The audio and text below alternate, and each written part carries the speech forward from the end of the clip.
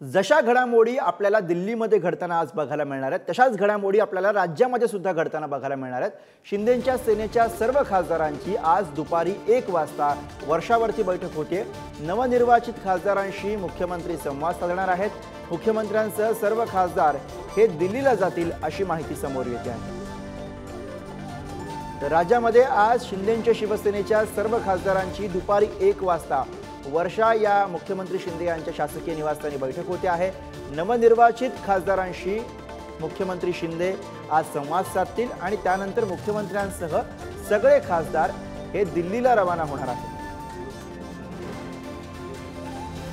तर जशी खलबत आपल्याला दिल्लीमध्ये बघायला मिळत आहे तशीच खलबत आपल्याला महाराष्ट्रामध्ये सुद्धा बघायला मिळत आहेत। शिंदेंच्या शिवसेनेचे सगळे खासदार आज दिल्लीला जाणार आहेत।